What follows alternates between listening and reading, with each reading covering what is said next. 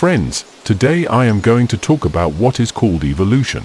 It is a subject difficult to discuss, and you may misunderstand what I am going to say. If you don't quite understand me, please ask me questions afterwards. To most of us, the idea of evolution implies a series of achievements. That is, achievements born of continual choice between what we call the unessential and the essential. It implies leaving the unessential and moving towards the essential.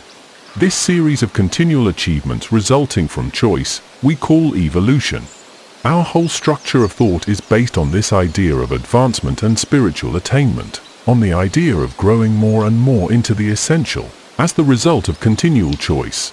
So then, we think of action as merely a series of achievements, don't we? Now, when we consider growth or evolution as a series of achievements, naturally, our actions are never complete. They are always growing from the lower to the higher, always climbing, advancing. Therefore, if we live under that conception, our action enslaves us. Our action is a constant, ceaseless, infinite effort, and that effort is always turned toward a security. Naturally, when there is this search for security, there is fear, and this fear creates the continual consciousness of what we call the I. Isn't that so? The minds of most of us are caught up in this idea of achievement, attainment, climbing higher and higher. That is, in the idea of choosing between the essential and the unessential. And since this choice, this advancement which we call action, is but a ceaseless struggle, a continual effort, our lives are also a ceaseless effort and not a free, spontaneous flow of action. I want to differentiate between action and achievement or attainment. Achievement is a finality, whereas action, to me, is infinite. You will understand that distinction as I continue. But first, let us understand that this is what we mean by evolution. A continual movement through choice towards what we call the essential, ever pursuing greater and greater achievement. The highest bliss, and to me this is not a mere theory, is to live without effort. Now I am going to explain what I mean by effort. For most of you, effort is but choice. You live by choice, you have to choose. But why do you choose? Why is there a necessity that urges you, impels you, forces you to choose? I say that this necessity for choice exists as long as one is conscious of emptiness or loneliness within oneself. That incompleteness forces you to choose, to make an effort. Now, the question is not how to fill that emptiness, but rather, what is the cause of that emptiness? To me, emptiness is action born of choice, in search of gain. Emptiness results when action is born of choice. And when there is emptiness, the question arises, how can I fill that void? How can I get rid of that loneliness, that feeling of incompleteness? To me, it is not a question of filling the void, for you can never fill it. Yet, that is what most people are trying to do, through sensation, excitement, or pleasure, through tenderness or forgetfulness. They are trying to fill that void, to lessen that feeling of emptiness. But they will never fill that emptiness, because they are trying to fill it with action born of choice. Emptiness exists as long as action is based on choice, on like and dislike, attraction and repulsion. You choose because you don't like this, and you like that. You are not satisfied with this, but you want to satisfy yourself with that. Or you are afraid of something and run away from it. For most people, action is based on attraction and repulsion, and therefore on fear. Now, what happens when you discard this and choose that? You are basing your action merely on attraction or repulsion, and thereby you are creating an opposite. Hence, there is this continual choice which implies effort. As long as you make a choice, as long as choice exists, there must be duality. You may think that you have chosen the essential, but because your choice is born out of attraction and repulsion, want and fear, it merely creates another unessential. That is what your life is. One day you want this. You choose it, because you like it and want it, because it gives you joy and satisfaction. The next day, you are surfeited with it. It means nothing more to you, and you discard it in order to choose something else. So, your choice is based on continuous sensation. You choose through the consciousness of duality, and this choice merely perpetuates the opposites. As long as you choose between opposites, there is no discernment, and hence there must be effort, ceaseless effort, continually opposites and duality. Your choice, therefore, is ceaseless, and your effort is continuous. Your action is always finite, always in terms of achievement, and hence that emptiness which you feel will always exist. But if the mind is free of choice, if it has the capacity to discern, then action is infinite. I shall explain this again. As I have said, if you say, I want this thing, in that choosing you have created an opposite. Again, after that choice you create another opposite, and so you go on from one opposite to another through a process of continual effort. That process is your life, and in that there is ceaseless struggle and pain, conflict and suffering. If you realize that, if you really feel with your whole being, that is, emotionally as well as mentally, the futility of choice, then you no longer choose, then there is discernment, then there is intuitive response which is free from choice, and that is awareness. If you are aware that your choice born of opposites but creates another opposite, then you perceive what is true. But most of you have not the intensity of desire nor the awareness, because you want the opposite, because you want sensation. Therefore you never attain discernment. You never attain that rich, full awareness that liberates the mind from opposites. In that freedom from opposites, action is no longer an achievement, but a fulfillment. It is born of discernment which is infinite. Then action springs from your own fullness, and in such action, there is no choice and hence no effort. To know such fullness, such reality, you must be in a state of intense awareness, which you can attain only when you are faced by a crisis. Most of you are faced by some kind of crisis, with regard to money, or people, or love, or death. And when you are caught up in such a crisis, you have to choose, to decide. How do you decide? Your decision springs from fear, want, sensation.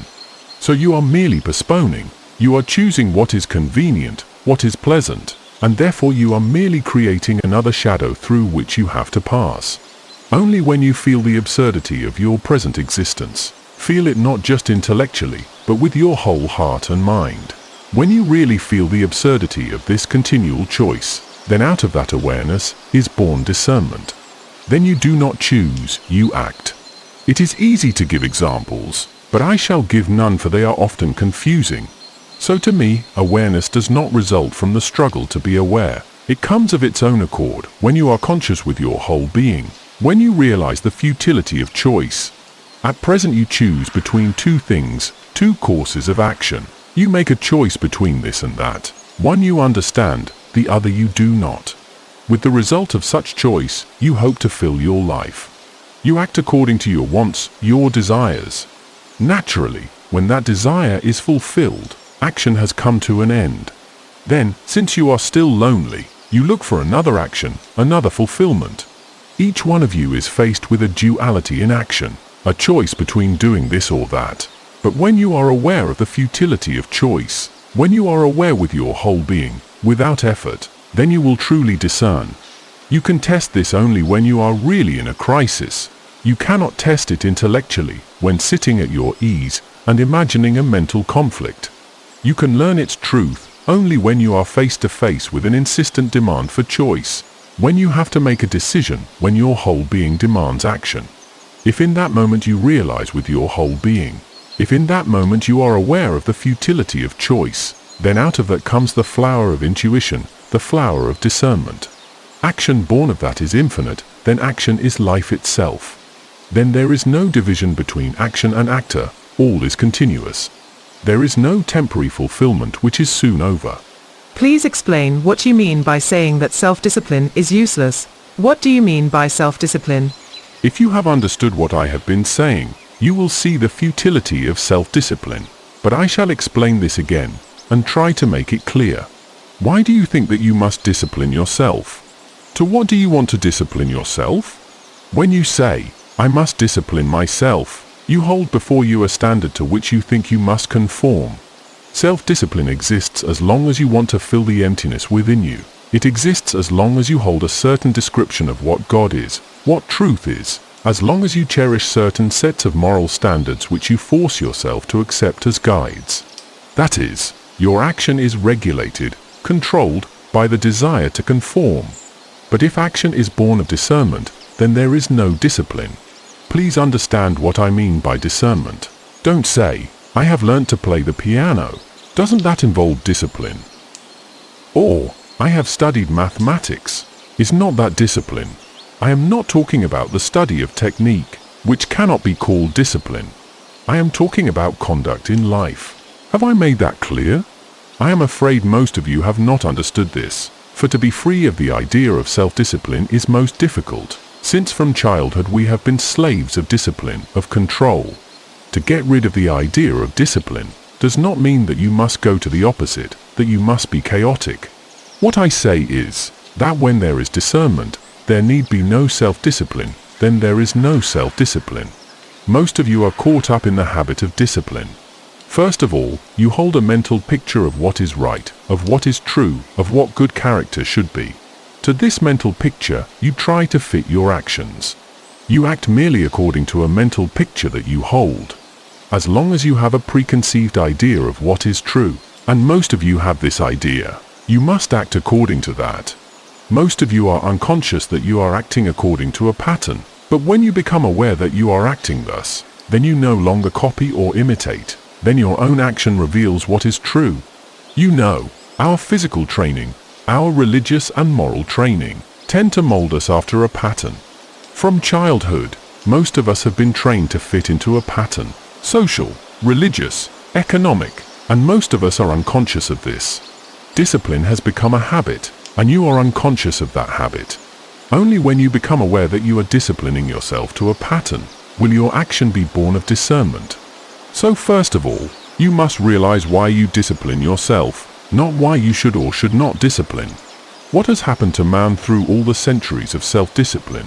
He has become more of a machine and less of a human being. He has merely attained greater skill in imitation, in being a machine. Self-discipline, that is, conforming to a mental picture established either by you yourself or by someone else, does not bring about harmony. It only creates chaos. What happens when you attempt to discipline yourself? Your action is ever creating emptiness within you, because you are trying to fit your actions to a pattern. But if you become aware that you are acting according to a pattern of your own or someone else's making, then you will perceive the falseness of imitation, and your action then will be born of discernment, that is, from the harmony of your mind and heart. Now, mentally you want to act in a certain way, but emotionally you do not desire the same end, and hence conflict results. In order to conquer that conflict, you seek security in authority, and that authority becomes your pattern. Hence, you do not act what you really feel and think. Your action is motivated by fear, by desire for security, and from such action is born self-discipline. Do you understand? You know, understanding with the whole intensity of your being is a very different thing from understanding merely intellectually. When people say, I understand, they usually understand only intellectually. But intellectual analysis will not free you from this habit of self-discipline. When you are acting, do not say, I must see if this act is born of self-discipline, if it is according to a pattern. Such an attempt only prevents true action. But if, in your acting, you are aware of the imitation, then your action will be spontaneous. As I have said, if you examine every act, to determine whether it is born of self-discipline, of imitation, your action becomes more and more limited. Then there is hindrance, resistance. You do not truly act at all. But if you become aware, with your whole being, of the futility of imitation, the futility of conformity, then your action will not be imitative, hampered, bound. The more you analyze your action, the less you act. Isn't that so? To me, analysis of action does not free the mind of imitation, which is conformity, self-discipline. What frees the mind of imitation is being aware with your whole being in your action. To me, self-analysis frustrates action. It destroys complete living. Perhaps you do not agree with this, but please listen to what I have to say before you decide whether or not you agree.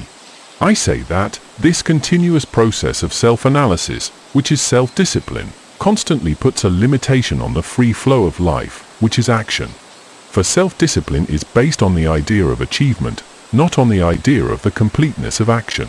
Do you see the distinction? In the one, there is a series of achievements and therefore always a finality, whereas in the other, action is born of discernment, and such action is harmonious and therefore infinite. Have I made this clear? Watch yourself the next time you say, I must not. Self-discipline, the I must not, is based on the idea of achievement. When you realize the futility of achievement, when you realize this with your whole being, emotionally as well as intellectually, then there is no longer an I must and an I must not. Now, you are caught up in this attempt to conform to a picture in your mind. You have the habit of thinking I must or I must not. Therefore, the next time you say this, become aware of yourself, and in that awareness you will discern what is true, and free yourself from the hindrance of I must and I must not. You say that nobody can help anyone else. Why then are you going around the world addressing people? Need that be answered? It implies a great deal if you understand it. You know, most of us want to acquire wisdom or truth through another, through some outside agency. No one else can make you into an artist. Only you yourself can do that. That is what I want to say. I can give you paint, brushes, and canvas, but you yourself have to become the artist, the painter. I cannot make you into one. Now in your attempts to become spiritual, most of you seek teachers, saviors, but I say that no one in the world can free you from the conflict of sorrow. Someone can give you the materials, the tools, but no one can give you that flame of creative living. You know, we think in terms of technique, but technique does not come first. You must first have the flame of desire, and then technique follows. But, you say, let me learn. If I am taught the technique of painting, then I shall be able to paint.